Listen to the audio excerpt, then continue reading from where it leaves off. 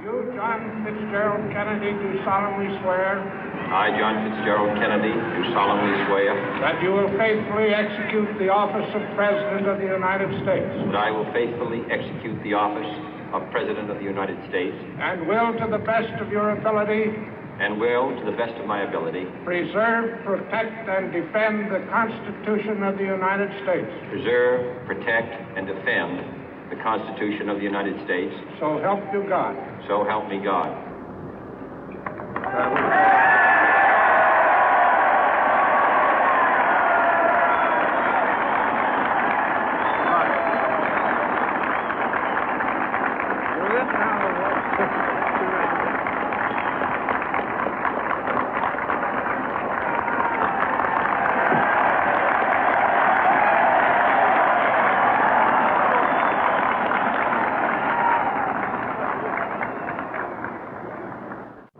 Vice President Johnson, Mr. Speaker, Mr. Chief Justice, President Eisenhower, Vice President Nixon, President Truman, Reverend clergy, fellow citizens. We observe today not a victory of party, but a celebration of freedom, symbolizing an end as well as a beginning, signifying renewal as well as change. For I have sworn before you and Almighty God the same solemn oath our forebears prescribed nearly a century and 3/4 ago.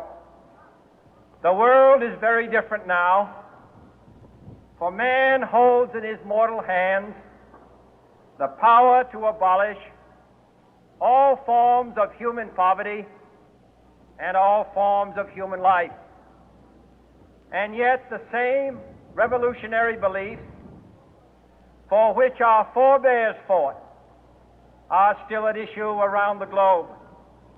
The belief that the rights of man come not from the generosity of the state, but from the hand of God.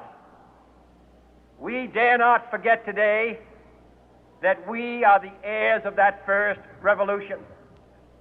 Let the word go forth from this time and place to friend and foe alike that the torch has been passed to a new generation of Americans born in this century, tempered by war, disciplined by a hard and bitter peace, proud of our ancient heritage, and unwilling to witness or permit the slow undoing of those human rights to which this nation has always been committed and to which we are committed today at home and around the world.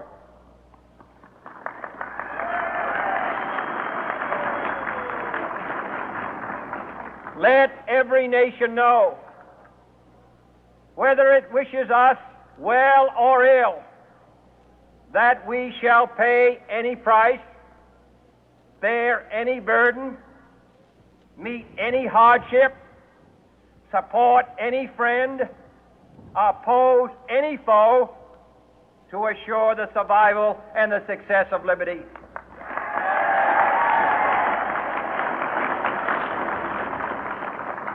This much we pledge and more.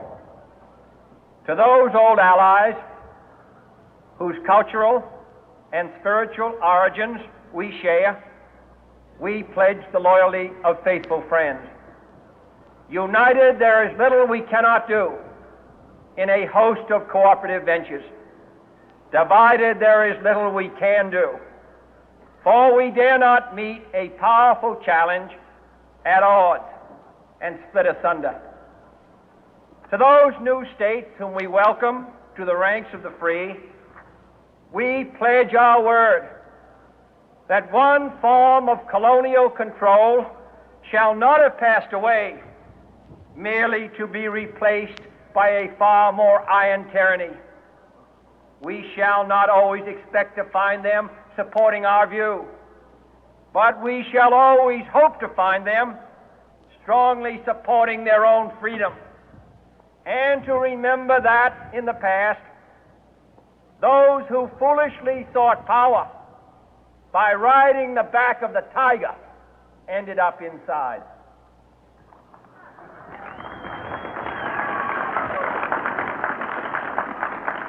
To those people in the huts and villages of half the globe struggling to break the bonds of mass misery, we pledge our best efforts to help them help themselves for whatever period is required, not because the communists may be doing it, not because we seek their votes, but because it is right.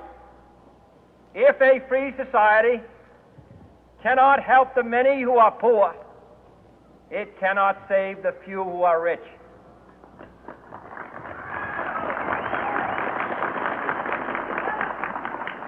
To our sister republics south of our border, we offer a special pledge to convert our good words into good deeds, in a new alliance for progress, to assist free men and free governments in casting off the chains of poverty.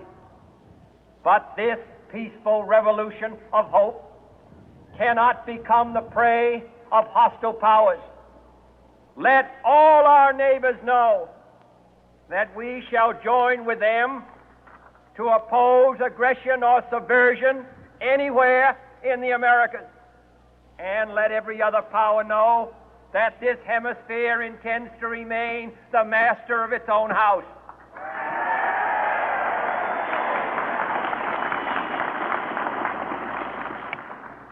To that World Assembly of Sovereign States, the United Nations, our last best hope, in an age where the instruments of war have far outpaced the instruments of peace, we renew our pledge of support to prevent it from becoming merely a forum for invective, to strengthen its shield of the new and the weak, and to enlarge the area in which its writ may run. Finally, to those nations who would make themselves our adversary, we offer not a pledge, but a request that both sides begin anew the quest for peace. Before the dark powers of destruction, unleashed by science, engulf all humanity in planned or accidental self-destruction, we dare not tempt them with weakness, for only when our arms are sufficient beyond doubt can we be certain beyond doubt that they will never be employed. But neither can two great and powerful groups of nations take comfort from our present course, both sides overburdened by the cost of modern weapons, both rightly alarmed by the steady spread of the deadly atom, yet both racing to alter that uncertain balance of terror that stays the hand of mankind's final war. So let us begin anew, remembering on both sides that civility is not a sign of weakness, and sincerity is always subject to proof. Let us never negotiate out of fear, but let us never fear to negotiate.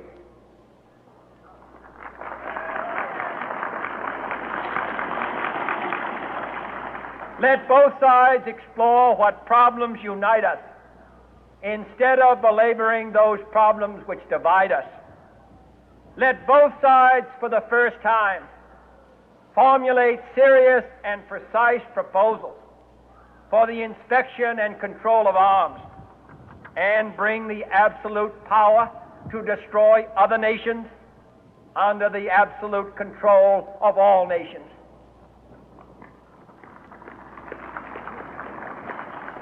Let both sides seek to invoke the wonders of science instead of its terrors.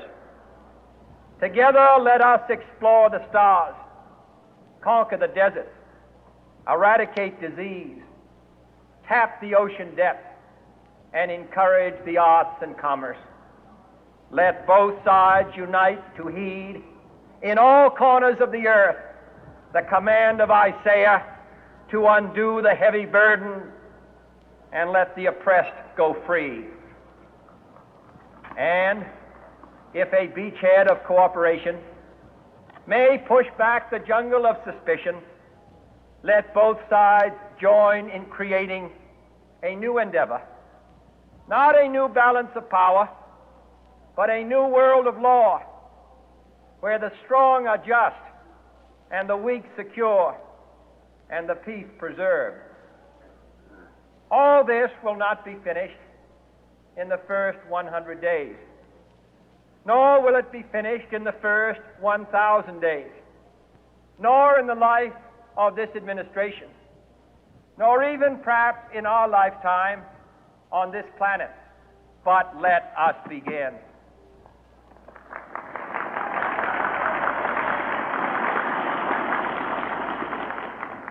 In your hands, my fellow citizens, more than mine, will rest the final success or failure of our course.